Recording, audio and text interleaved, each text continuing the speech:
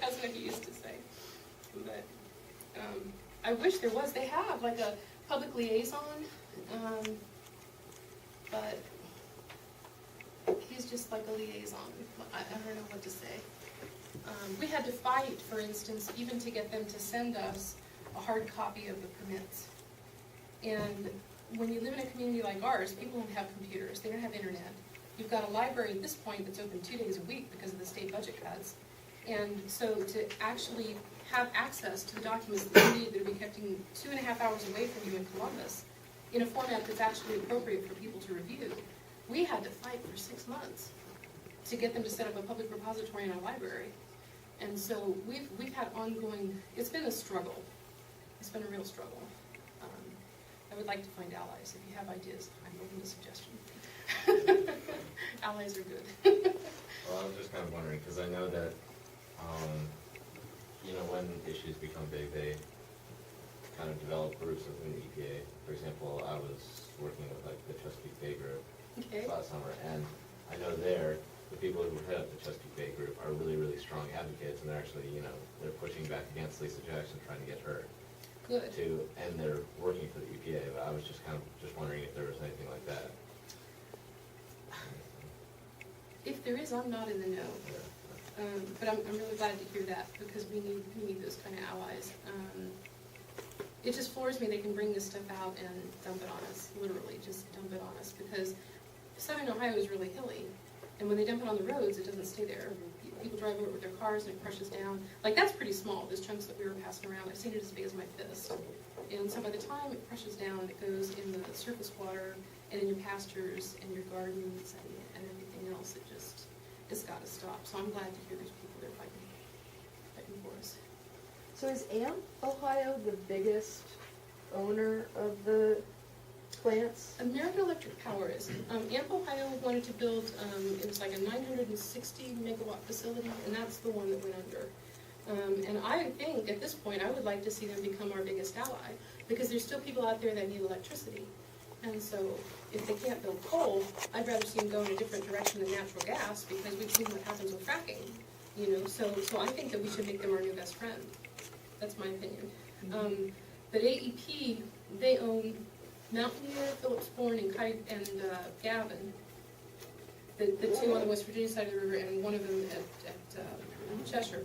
And they own controlling stock in Kyger Creek, and they own the subsidiaries that own the rest of the stock. They say they don't own that one, but I consider it to be an AEP power plant. So I would say that they definitely own 3 of them, and it's questionable on the 4th, but I think they own the 4th one too. And they're the ones that wants to build 4 IGCCs.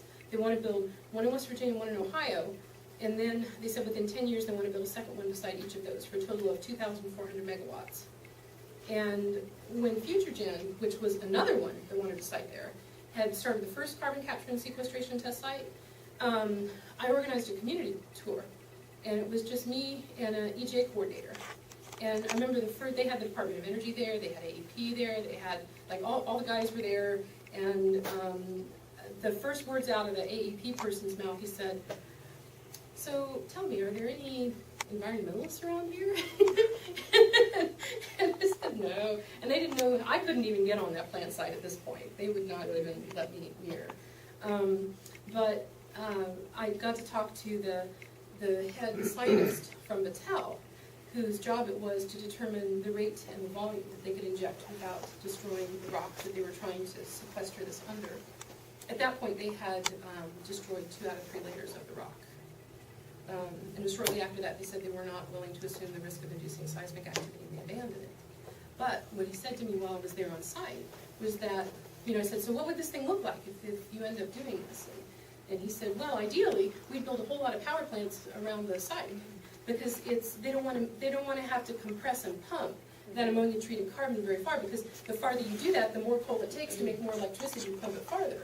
And so their dream would be to have as many power plants around there." So when people ask me, why do they want so many power plants there, that's another reason that's recently been added, is because they want to be able to say, we can use that pit for all these power plants. Mm-hmm. He said, otherwise, they'd have to run pipelines.